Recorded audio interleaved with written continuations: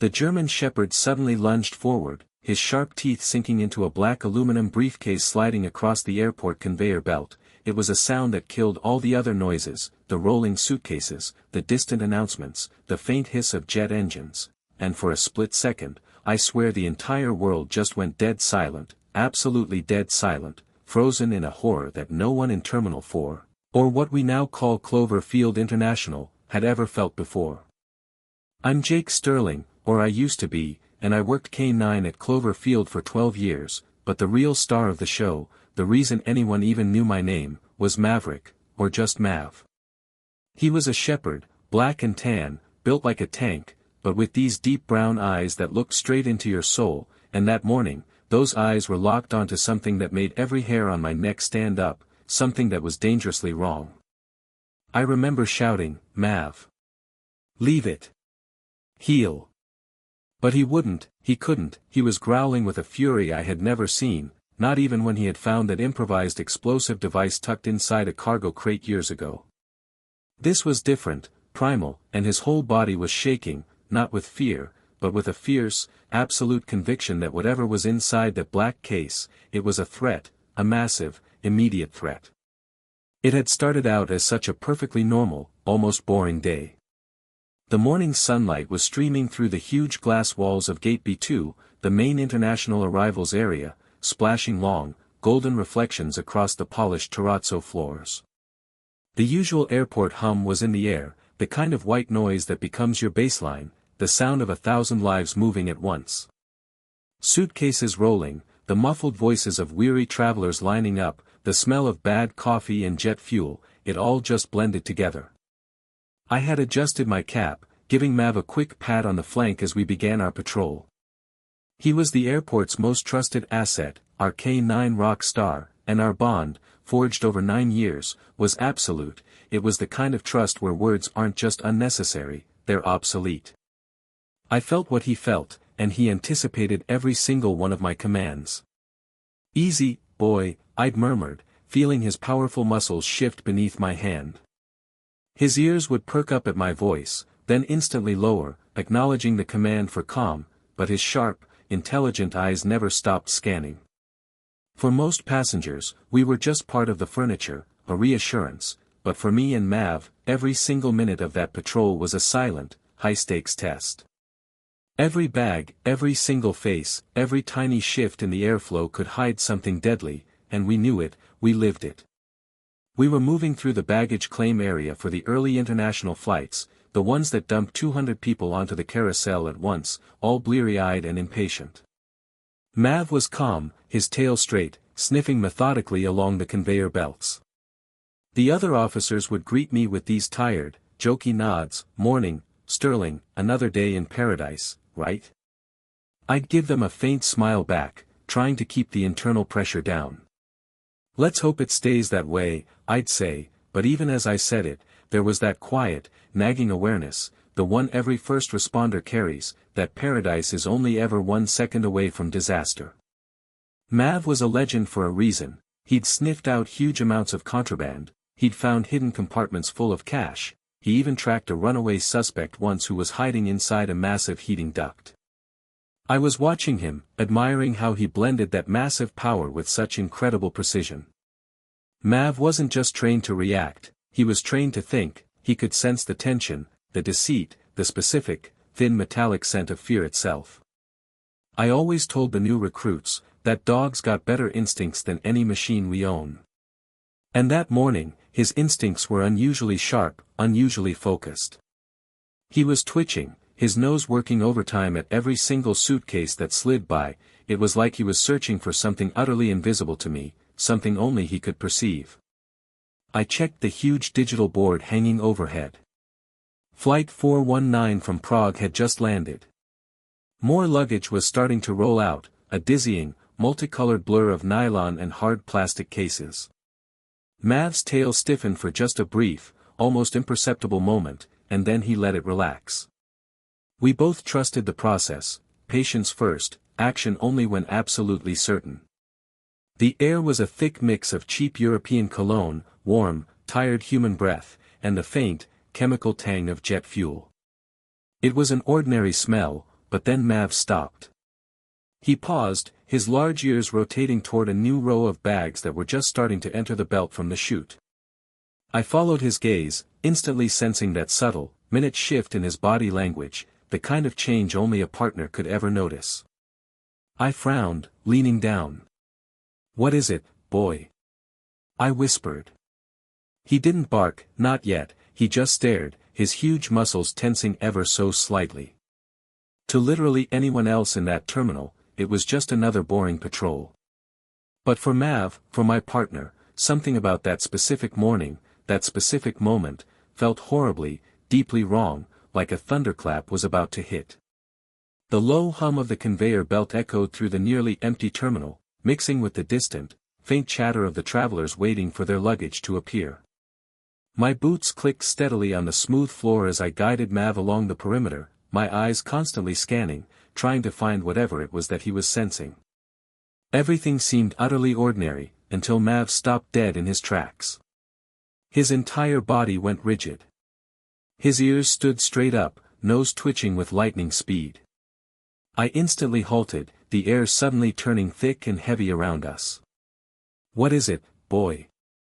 I asked him again, my voice low and quiet, watching him lower his snout closer and closer. The conveyor belt rattled loudly as another fresh wave of luggage came through the chute. Mav's head jerked toward one particular case, a large, heavy obsidian black aluminum briefcase, near the very front of the line.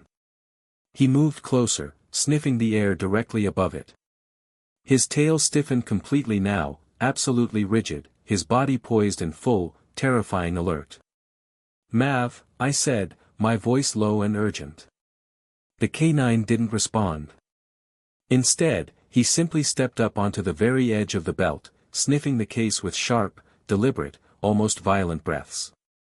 Then he let out a short, low bark, a sound that was less noise and more pure, cold warning. That sound sent an icy chill straight down my spine. The nearby officers instantly exchanged wide-eyed glances. Davies walked closer, his own hand inching toward his weapon. "You think it's something serious, Jake?" My gaze was glued to Mav, I couldn't look away. "When he's like this?" I whispered. "Yeah, it's serious." Mav growled softly again, a deep noise, his teeth slightly, barely, bared. Whatever scent he'd caught, it wasn't normal. Something about it was disturbing him deeply, beyond explosives, beyond narcotics. The dog's entire instinct was screaming danger, and his body language was saying one thing loud and clear to all of us: don't you dare ignore this. My pulse was thundering in my ears. I knew, with absolute certainty, that we were about to find out exactly why Mav couldn't calm down. And whatever it wasn't going to be anything close to ordinary. The conveyor belt continued its relentless, steady hum as luggage after luggage rolled past the now infamous briefcase. Most of the cases were identical, just black, gray, navy blue, blending into a monotonous stream.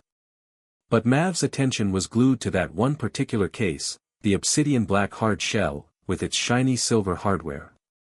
It moved slowly toward the pickup area, and every single step it took seemed to ratchet up the tension in the air. I was watching him, careful, measured. "Mav, what is it?" I whispered again, crouching slightly beside my partner. His hackles were raised now, his ears forward, his nose twitching like a hummingbird's wings. He inhaled the air, then let out another low, dangerous growl that actually made the few nearby passengers take an uneasy step back. Officer Davies came over, his curiosity now completely overridden by unease. "He's never been this tense before," he muttered, his voice barely audible. I shook my head, my hand tightening on the leash until my knuckles were white. "No, and I've seen him face down a live IED without flinching. Something's genuinely different this time." The black briefcase reached the far edge of the belt and started its return loop, getting ready to circle back through the chute. Mav let out a sharp, commanding bark, and then he suddenly lunged toward it with the force of a battering ram. I barely managed to hold him back, bracing my legs. A collective gasp rippled through the now silent crowd as people instantly pulled out their phones, everyone recording, absolutely glued to the scene. "Sir, please step back," one of the other officers, Miller, shouted, raising a hand to try and control the quickly growing circle of terrified onlookers. Mav wouldn't stop barking now. Each bark echoed across the silent hall, sharp, commanding, electric. I tried again. "Maverick. Heel. Harder." But the dog's deepest instincts had completely taken over, drowning out 9 years of training. His eyes were locked on the case, his body as tense as a coiled spring, vibrating with a desperate urgency. The briefcase passed us again. This time, Mav's growl deepened into a terrifying, guttural rumble, and he lunged forward with everything he had, his massive front paws landing squarely on the conveyor belt. "Mav, no." My voice carried the full weight of my authority, but even I could feel the desperate urgency in the dog's actions, the undeniable force of his conviction. Something inside that suitcase was triggering every single alarm in Maverick's ancient, brilliant mind. Davies approached cautiously, his hand now firmly resting on his sidearm. "Could be chemical residue," he said, trying to be rational. "Maybe high-grade explosives from a connecting flight we didn't clear." I shook my head slowly, definitively. "Mav doesn't false-read chemicals. He's reacting to something alive." The word hung heavy in the thick, charged air. "Alive." Davies whispered the word back, frowning, trying to process it. Mav barked again, louder, more violently this time, and then, in a terrifying, final flash of absolute conviction, he bit the side of the black briefcase. His massive teeth clamped down hard on the smooth aluminum shell, refusing to release. The conveyor belt instantly jerked to a halt as the emergency stop button was hit nearby. Passengers screamed, some backing away in terror, while others filmed in stunned silence, the air thick with disbelief. "Call Supervisor Hayes." I shouted, struggling with all my strength to pull Mav away, knowing the damage was already done. "Get this entire area cleared now." A blaring, aggressive alarm instantly went off as the airport security system automatically triggered its full lockdown protocols. A harsh red strobe light began flashing across the entire baggage hall, turning everything a violent, frantic red. Officers instantly hurried to form a perimeter, shouting, ushering the remaining passengers away from the horrifying scene. I could feel Mav trembling, but not from fear, it was from fierce, absolute, righteous determination. His jaw remained locked onto the briefcase, his growl deep and constant between his clenched teeth. Davies glanced around nervously, his eyes wide, looking for backup. "What in God's name is in there, Jake?" he asked, his voice shaking. I stared down at the trembling, silent case, my pulse thundering in my ears, mirroring the strobe lights. "I don't know," I said quietly, the moment of absolute truth hanging between us. "But Mav does." And for the first time in 9 years of partnership, I felt a deep, genuine, bone-chilling terror crawl up my spine. Whatever was inside that briefcase, it wasn't ordinary luggage. "Get that dog off the belt." Agent Vera Hayes, our stern, notoriously unforgiving shift supervisor, suddenly barked, her voice cutting through the remaining chaos like a razor. Alarms continued to blare overhead, the red warning light spinning across the metal walls. Passengers had already been escorted back, whispering anxiously, holding up their phones, trying to capture the drama. The air felt electric, thick with confusion, fear, and absolute disbelief. I pulled hard on Mav's leash, but the K9 was completely fused to the case, his powerful jaw locked tight onto the aluminum shell, which was now visibly dented and torn where his teeth had sunk in. "Mav, heel." I commanded again, louder, more desperately this time. But Mav just growled, deeply, stubbornly, refusing to obey. His instincts were screaming louder than any human order, louder than the alarms, louder than me. A team of armed airport security officers rushed in, led by Hayes. "What the hell is going on here, Sterling?" she demanded, her face a mask of cold, hard professionalism. I straightened up quickly, dropping the facade of calm. Ma'am, my K9 detected something in this bag. He's never been this aggressive unless it's life or death serious. Hayes glanced sharply at the snarling dog, then at the trembling briefcase. Serious or not, this is strictly against protocol, Sterling. He could contaminate evidence, or worse, damage a device. She motioned curtly for the lead bomb squad officer, Technician Eli Vance, who was standing nearby in full gear. Prepare containment, Vance. Mav's growl deepened, a vibration that I felt through the floor. I tightened my grip, my voice calm, but now utterly urgent, ignoring the protocol breach. Supervisor Hayes, with respect, if I pull him off now, whatever's in there might go off. Or escape. Just look at him. He's not confused, he's protecting us. The terminal fell into a heavy, tense silence. Even the blaring alarm seemed to dim slightly as every single officer's attention locked onto Mav. His breathing was heavy, fast, his eyes sharp, fixed on the black briefcase like it was something terrifyingly alive. The bomb technician, Vance, crouched beside the conveyor, moving with excruciating slowness. We'll need to scan it first, he said, carefully extending a portable, high-tech detector toward the case.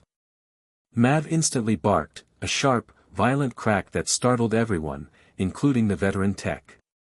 Vance froze mid-motion, his face instantly pale. Jesus, Sterling. He's guarding it like there's something dangerous inside. Hayes looked at me, her expression turning glacial. Control your dog, Sterling. Or I will have you removed. My jaw instantly tightened with defiance. Ma'am, with all due respect, if Mav says it's not safe, I trust him over any machine. That defiance hit Hayes hard, catching her completely off guard. But before she could even respond, Mav suddenly released the briefcase. He didn't run, he didn't relax, instead, he instantly stepped between the case and the nearest officer, blocking anyone from approaching, a massive, muscular wall of instinct. The black briefcase shifted, just slightly, on the stopped belt. And then, a faint, undeniable thump. Vance, the bomb technician, swallowed hard, his eyes glued to the case. We've got to open it, carefully. If it's biological, or worse, a trapped human, we need to know now. Protocol be damned. Mav began to pace nervously in front of the stopped conveyor belt, whining softly, deeply, between his growls. The sight of such a disciplined K9 showing such obvious distress unsettled even the most seasoned officers present. I could feel the tension radiating off my partner like a furnace. Easy, boy, I whispered, crouching slightly beside him. We'll figure it out, I promise. Across the terminal, the anxious murmurs of the crowd began to rise again. Is it a bomb? One man whispered. Another muttered, maybe it's a big animal. Like a snake. Dozens of voices overlapped in anxious, fearful chatter, until Hayes suddenly barked, silence. The single word cut through the air like a blade. The noise instantly died. Only the faint, steady clicking of the stopped conveyor belt remained, a maddeningly tiny sound. Vance adjusted his gloves and crouched closer to the briefcase. Thermal readings are unstable, he reported, glancing at his handheld monitor. There's movement. It's small, it's irregular, and it's warm. Mav instantly barked, a sharp, violent crack that made the technician flinch back instinctively. Back away, I said softly, my voice firm. Let's not push him. He's got a line. Hayes' jaw tightened, torn between the textbook and the reality. Mark, this is a civilian area. If there's danger. I know, I interrupted, my voice steady, my eyes locked on hers. But if we rush this, we might set off something worse. Look at Mav. He's warning us for a reason. He's never been wrong. Hayes hesitated, the conflict playing out on her face. And then, it happened. The briefcase jolted again, louder this time, a definite, sudden, strong movement. Gasps rippled through the terminal. A single, distinct, eerie noise followed, a faint, desperate scratching sound from inside, metal on something soft. Mav let out a final, single bark, a deafening command for absolute silence. The crowd went dead still. Every single heartbeat seemed louder than the alarms. Whatever was inside that briefcase was alive, and it was about to reveal itself. The desperate scratching sound from inside the case sent a violent shiver through the room. Without another word, Hayes grabbed her radio. Code red in baggage sector B, evacuate all remaining civilians and call the biohazard unit now. No contact. Her voice carried absolute authority, but the almost imperceptible tremor beneath it betrayed the fear no one dared admit. Red lights pulsed faster, even more aggressively. The loudspeakers echoed with urgent, robotic announcements, all personnel, please move toward the nearest designated exit immediately. People began to hurry away, leaving their luggage behind, some glancing back over their shoulders as security officers formed a tight, armed perimeter. I stayed right near the conveyor belt, my hand firm on Mav's collar. The German shepherd's breathing was fast, ragged, his eyes locked on the briefcase like a predator guarding its prey, but there was something softer in his eyes now, too. I knelt beside him. You did good, buddy. Hold it, I whispered, though I wasn't sure if I was trying to reassure Mav or myself. Within moments, a specialized team of bomb squad technicians entered, clad in heavy, protective gear, their faces hidden behind thick visors. The leader gave a curt nod, his voice muffled by the suit. Everyone clear the immediate zone. They rolled a thick, heavy black containment shield toward the conveyor belt, its wheels squeaking mournfully against the polished floor. Mav's low, constant growl accompanied every inch of movement. Keep him steady, I told the technicians quietly. No sudden approach. He doesn't trust that bag at all. Vance crouched, waving his handheld scanner slowly over the briefcase. The machine beeped in uneven, nervous pulses. No clear explosive signal, but a massive, unusual organic trace. He muttered, it's warm. Whatever's inside, it's alive. Hayes' brow furrowed with confusion and fear. Alive as in, human. Are we dealing with an infant? Vance shook his head, definitive. Negative. Far too small. Definitely not human. Mav barked sharply, an impatient, demanding sound, making everyone flinch back. His tail was straight, his fur bristling with anxiety. My instincts screamed along with the dog's reaction. Back up, I ordered, my voice sharper than I intended. He's sensing movement again.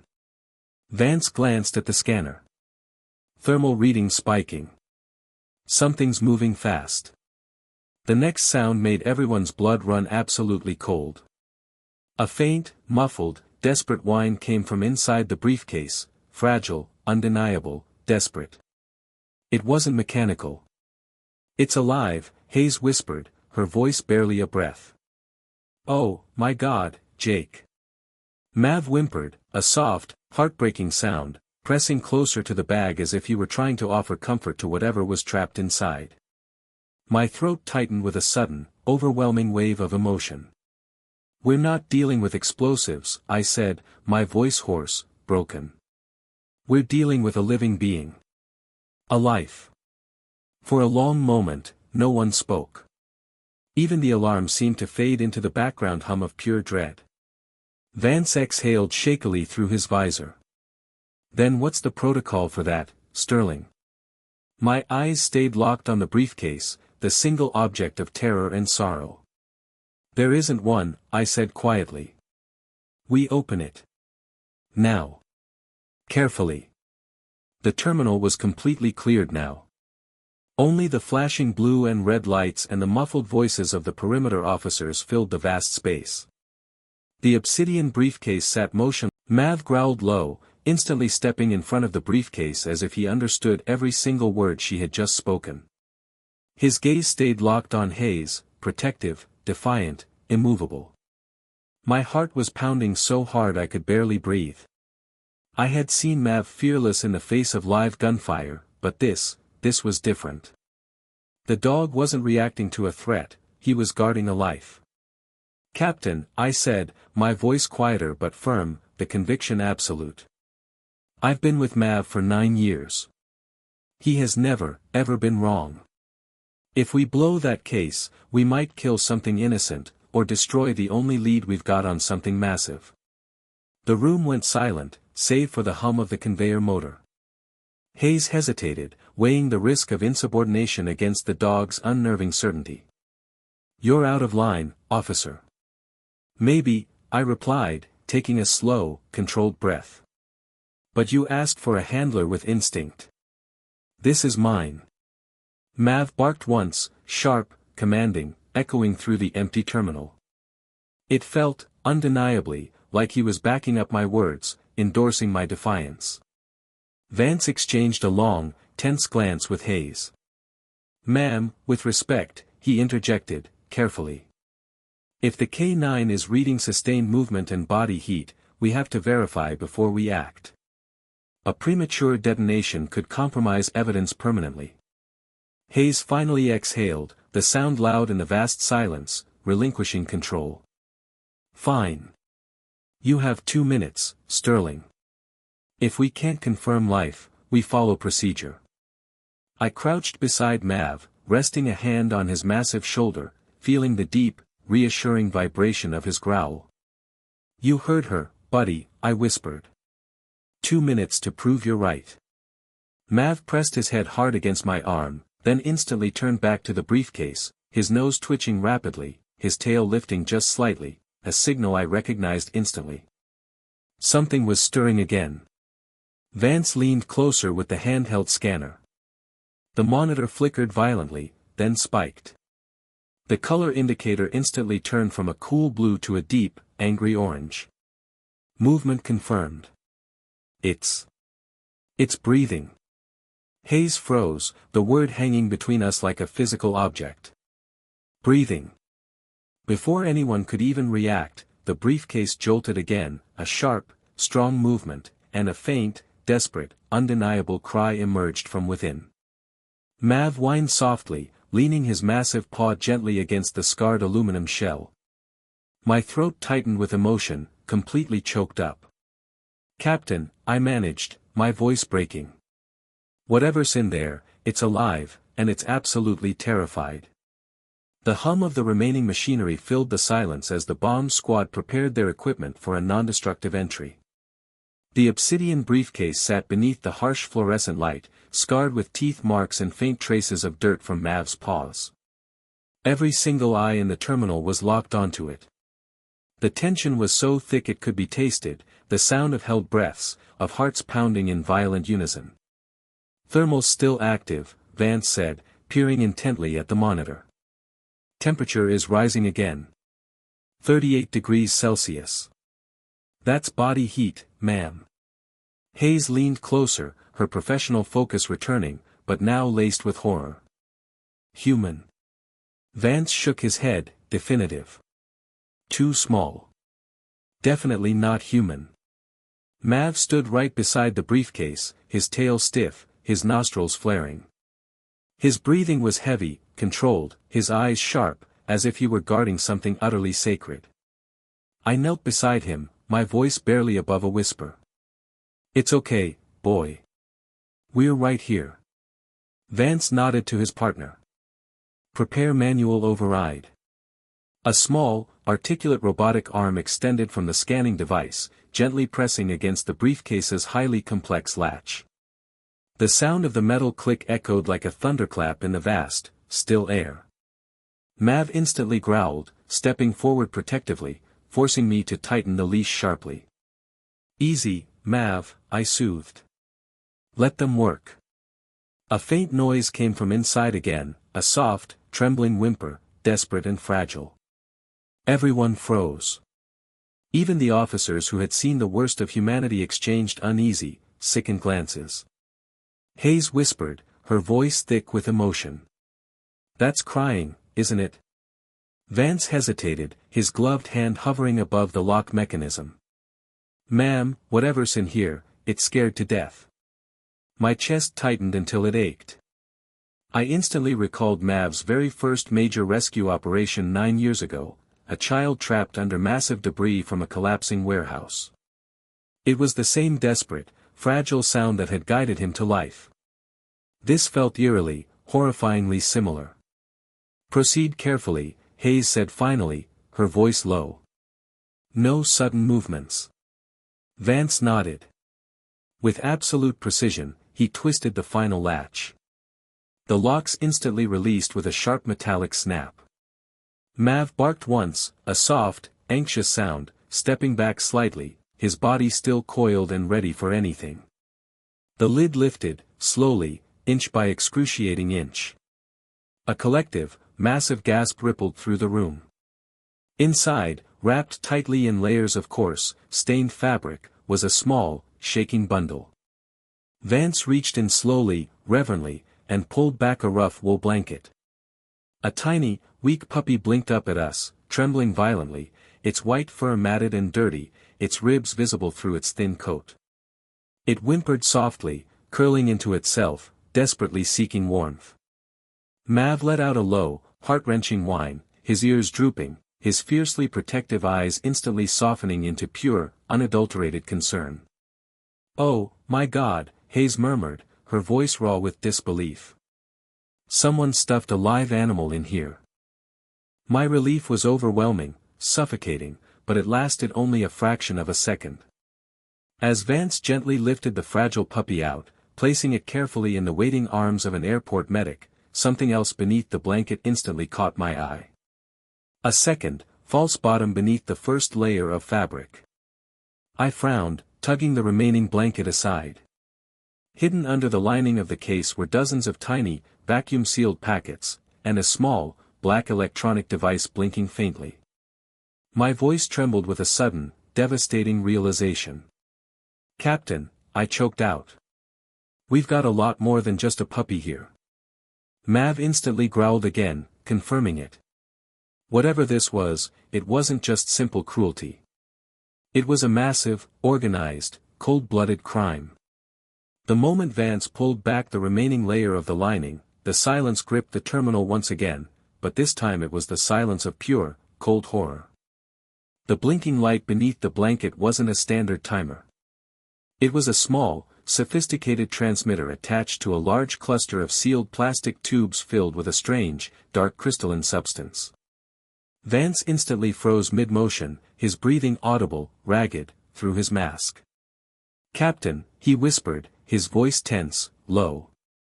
"This isn't an IED, but it's something bad. Something really, dangerously bad." Hayes stepped forward cautiously, her face a mask of sickened apprehension.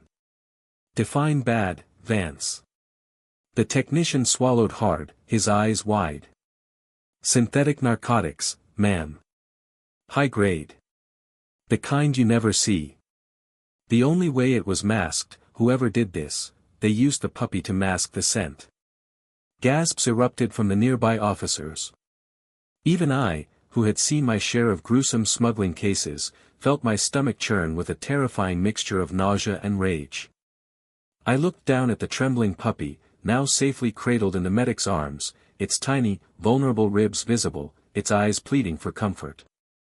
"They used him," I said under my breath, my tone trembling between absolute fury and disbelief. "They used this innocent thing to hide this filth." Mav growled softly, pacing in tight circles around the obsidian briefcase. His instincts had been devastatingly right all along. He had sensed life, yes, but he had also sensed the unique, terrifying combination of that life and the profound danger surrounding it. He approached the medic holding the puppy, sniffing gently at its tiny paw, as if checking, confirming that it was still real, still alive. Then, he instantly turned and barked sharply toward the open briefcase again, his tail rigid with purpose. I crouched beside the K9, my jaw tight with pride and anger. "You did good, boy," I murmured, rubbing the top of his head. "Real good." Vance carefully removed one of the sealed plastic packets and examined it closely under his tactical light. "These aren't standard street narcotics, Captain," he reported, his voice hushed. "They're laced with a microchip compound, some kind of advanced tracking technology." Whoever packed this wasn't just smuggling drugs, ma'am. They were sending a beacon. A signal. Hayes leaned closer, her eyes narrowed with absolute focus. A signal to who, Vance?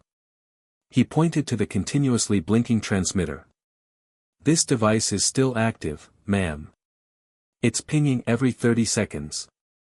If Mav hadn't stopped it right here, someone would have simply walked up and picked it up at the next transfer airport, following the signal. My eyes instantly widened in sudden, horrifying realization. So, the dog didn't just save this puppy, I whispered. He stopped an entire, massive operation. Hayes nodded grimly, her gaze hard. And possibly a terrorist link. We need Homeland Security on this immediately. Now. One of the bomb squad officers stepped forward with a much larger scanner. Ma'am, the chip frequency is matching a known smuggling network we've been tracking for months across the eastern seaboard and Western Europe. They call themselves the Chimera Initiative. They've been hiding contraband, and living animals, in luggage. It's brutal, sophisticated, and smart. They knew our traditional custom scanners wouldn't register organic life as a threat. The words hit me like a physical punch. I clenched my fists, glancing again at the puppy, now finally wrapped in a warm, clean towel. All that technology, I muttered, the disgust palpable, and they use something innocent, something vulnerable, to do it. The medic looked up, his expression worried. He's severely dehydrated, but stable. Whoever packed him must have done it just hours before the flight took off. Hayes' face hardened, the ice returning. Then the handler is still nearby. In this airport. Mav barked once, loud, clear, focused, absolute. His massive nose instantly turned toward the main exit of the entire baggage hall, his nostrils flaring wildly, tracking the faintest, lingering scent. I instantly followed his gaze, adrenaline flooding my system, sharp and cold. You've got something, boy.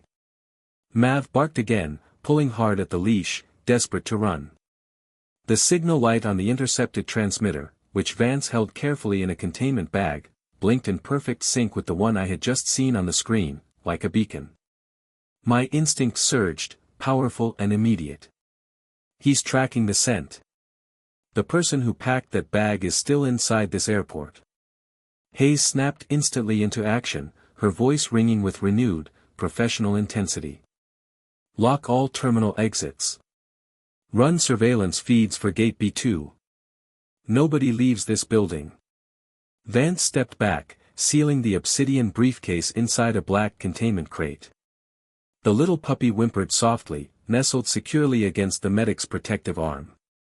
Mav whined softly in response, a low, comforting sound, as if promising he'd finish what he had started.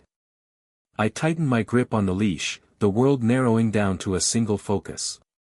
Let's go, partner, I whispered, pulling him forward. Time to find the monster who did this. The calm, sterile airport instantly became a silent hunting ground, and Maverick, the unwavering hero, was leading the chase. Mav's paws struck the highly polished tile floor in a sharp, driving rhythm as he pulled me with enormous force toward the security corridor. His nose worked furiously, tracing the invisible trail that wound through the maze of abandoned luggage, terrified passengers being held behind the lines, and silent metal detectors. The bright airport lights glinted fiercely in his focused, intent eyes. Every movement was pure, absolute instinct, every occasional bark was a calculated signal. He was on the scent of something massive, something terrifyingly organized. Supervisor Hayes and two other armed officers followed close behind, weapons drawn, but lowered and ready. Exits are locking down, Hayes reported crisply into her radio. We've sealed Terminal C and D, whoever packed that bag is definitively still in the building. I simply nodded, my eyes never leaving Mav. Then let's trust him to find them. The K9 led us through the restricted, secondary area, past the massive baggage tunnels where conveyor belts hummed beneath the airport's vast concrete body like pulsing, metallic veins. The deeper we went, the colder the air became.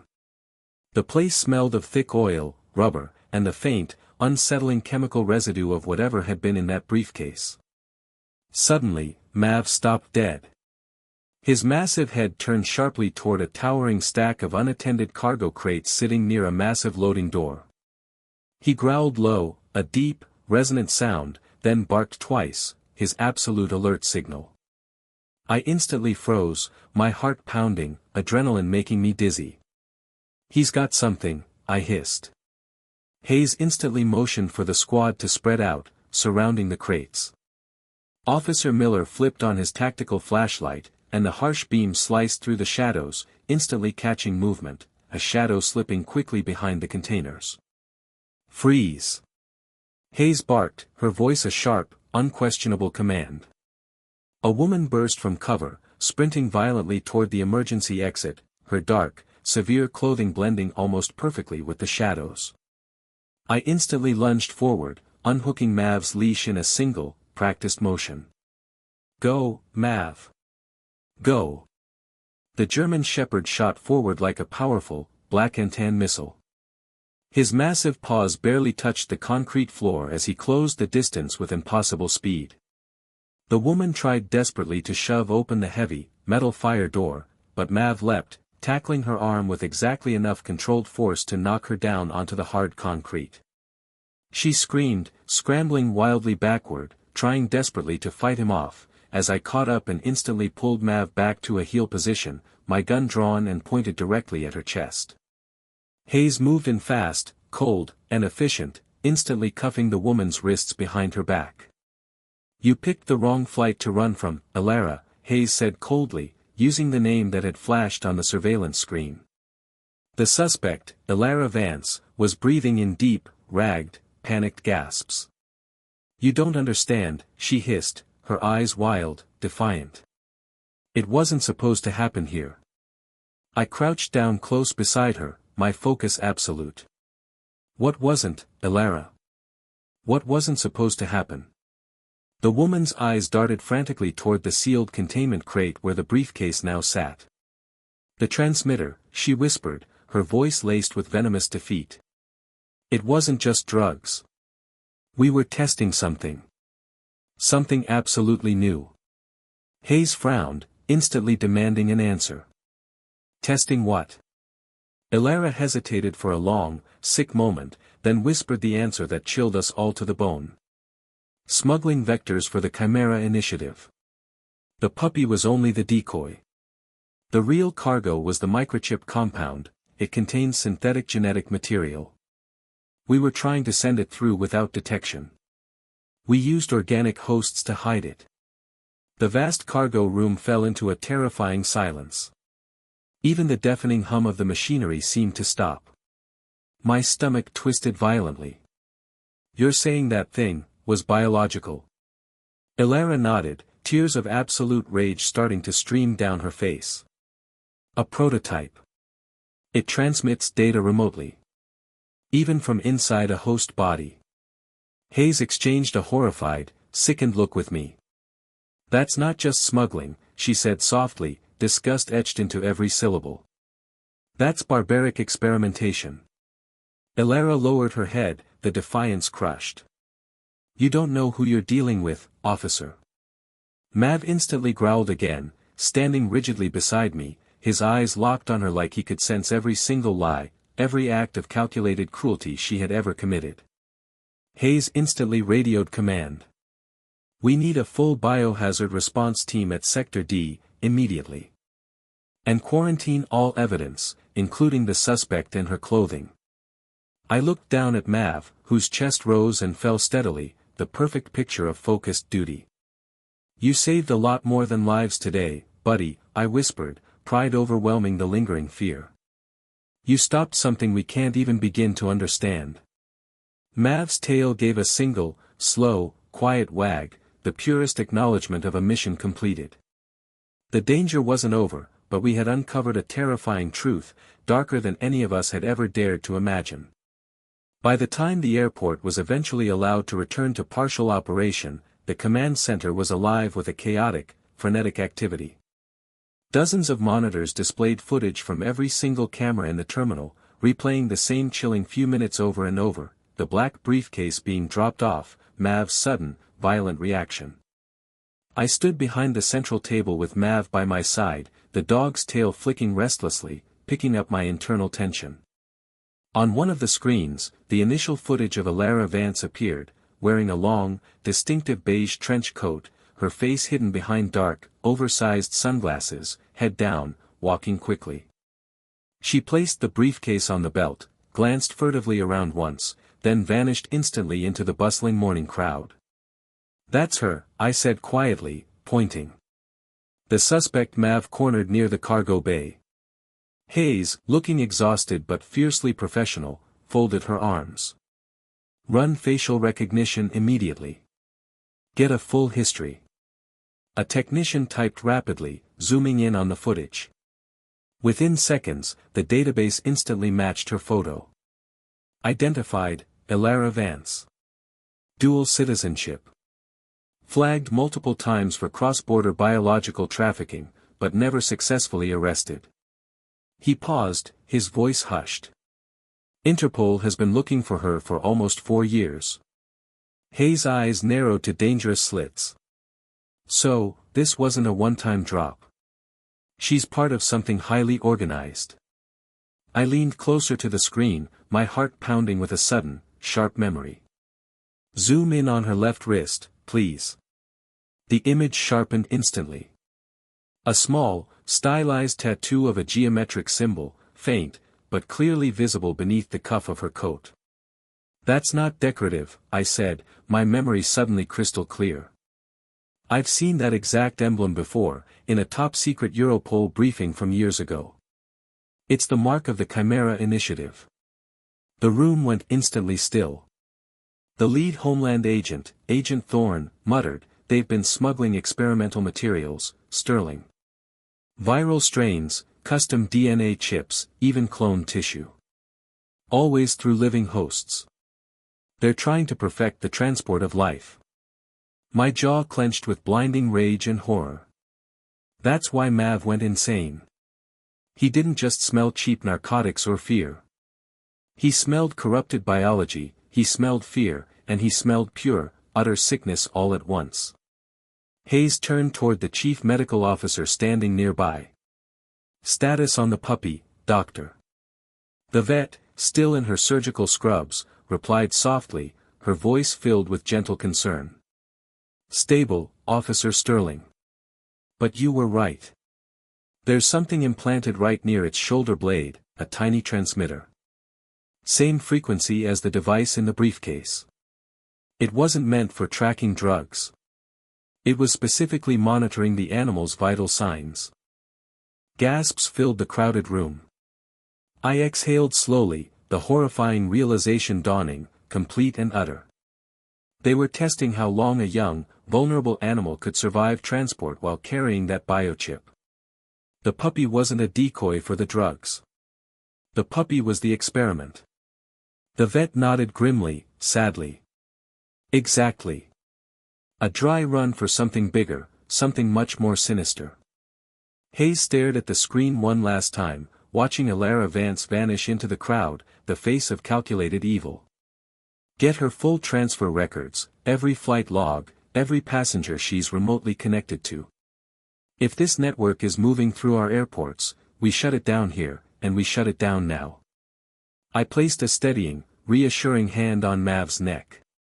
"You ready for the next step, partner?" Mav looked up at me, his deep eyes bright, his tail flicking once in quiet, absolute affirmation. Whatever was coming next, we both knew this was no longer a simple case of airport security. This was a silent, terrifying war against a darkness we had just scratched the surface of. The radio instantly crackled to life, a voice shouting with urgent energy.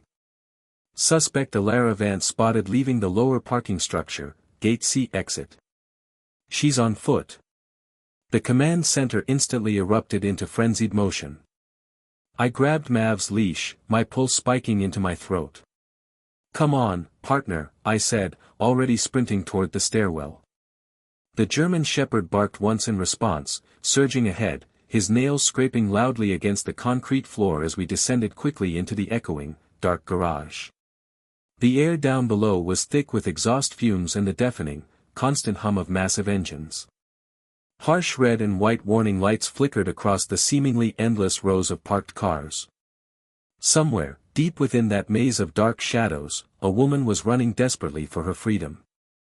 My radio buzzed again, urgently. Unit 3 in pursuit. Suspect heading northbound between pillars 7 and 10. Copy that. I replied, my breath steadying instantly as the adrenaline sharpened my focus to a needle point. I instantly released Mav's leash. Track her, boy. Go. Mav darted forward like a powerful, unleashed missile, his nose pressed close to the ground, his tail rigid with purpose. His growl echoed off the concrete walls as he followed the invisible trail of fear and the faint scent of synthetic chemicals. I sprinted after him, my gun holstered, but my hand ready, knowing he was faster than me, faster than any human. The sound of desperate footsteps ahead grew louder, the sharp rhythm of panic against the smooth concrete floor. Then, a figure burst into view between two parked SUVs, Elara Vance. Her distinctive trench coat flared behind her as she clutched a small, black device in her hand, the exact same blinking transmitter we had found in the briefcase. She looked wildly over her shoulder. When she saw Mav closing in on her with impossible speed, she instantly threw a duffel bag across the floor, hoping desperately to slow him down. Mav leapt clean over it, snarling, his ancient, brilliant instincts locked onto her scent. I shouted at the top of my lungs. Stop! Police K9. Don't make me release him again, Elara. But Elara didn't stop. She bolted desperately toward a massive maintenance elevator, slamming the call button repeatedly. The doors began to slide slowly open, just as Mav lunged. He didn't bite. He grabbed the hem of her trench coat, yanking her violently backward with a powerful, controlled pull. She fell hard onto the concrete, the small, black device skidding from her hand and clattering across the floor, instantly silent. I reached them seconds later, my weapon drawn, my breath ragged. It's over, Elara, I said, my voice heavy with exhaustion and finality. Don't move a muscle. She glared up at me, her breath coming in ragged, defeated gasps. You think you stopped it? She hissed, a final, venomous defiance in her eyes. That chip, Sterling. There are hundreds more just like it. You can't stop evolution. I instantly kicked the silent device away, securing her wrists with cold, hard cuffs. Maybe not, I said, my voice quiet, absolute. But you're done hurting anything innocent again. Hayes' voice crackled through my radio, sharp and triumphant. Suspect in custody. Report. Affirmative, I replied, exhaling hard, the tension finally leaving my body. We've got her. And we've got her alive. I looked down at Mav, who was sitting perfectly beside me, panting heavily, but proud. Mav wagged his tail once, slowly, his eyes gleaming in the dim, artificial light of the garage. As they led Elara Vance away, she managed to whisper one last, cold, cutting threat. You have no idea what is coming, Sterling. You saved a dog, but you didn't save the world. I glanced down at Mav, who instantly growled low, as if answering her threat directly. We'll be ready, I murmured, my voice steady. And as we stepped out of the dark parking garage, emerging into the flashing blue lights of the chaos above, I knew with absolute certainty that this wasn't the end of the story. It was only the terrifying, silent beginning of something far, far bigger. By dawn, the airport was a chaotic, mesmerizing battlefield of flashing cameras and reporters swarming behind tight barricades. The once silent terminal now buzzed with news crews broadcasting live updates, screens across the entire country lighting up with the same headline, Hero Police Dog Exposes International Biotech Smuggling Operation. I stood near the arrival's gate, my uniform stained with sweat, dust, and adrenaline. Mav sat obediently beside me, his harness gleaming under the harsh camera lights, the words Police K9 stitched proudly across the front. For him, it was just another mission completed, another truth uncovered. For everyone else, it was a genuine miracle. "Officer Sterling, can we get an exclusive statement?" a reporter called out, shoving a microphone into my face. I hesitated, instantly uncomfortable in the harsh spotlight. I rubbed Mav's neck, the thick fur warm beneath my hand. "My partner deserves the credit," I said simply, honestly. "He followed his instincts when every single one of us doubted him. Without him, a lot of lives would have been lost today, and a much bigger secret would have left the airport." Mav lifted his massive head, instantly acknowledging the praise. A murmur of applause rippled through the gathered crowd. Cameras flashed aggressively. Someone shouted, "Smile, hero." I chuckled softly, honestly. "He doesn't do smiles," I said. "Just justice." Supervisor Hayes approached, clipboard in hand, her face softened by a rare, genuine pride. "You've started a massive storm, Sterling. Homeland is confirming Mav's detection saved multiple international connecting flights. The intel we got from Ilara Vance led to 2 more arrests in Frankfurt and Prague simultaneously. You didn't just stop a crime, Jake. You shut down a network." I nodded, a weary but proud smile finally tugging at my lips. All because one dog refused to let go of a cheap aluminum briefcase. Hayes smirked, adjusting her collar.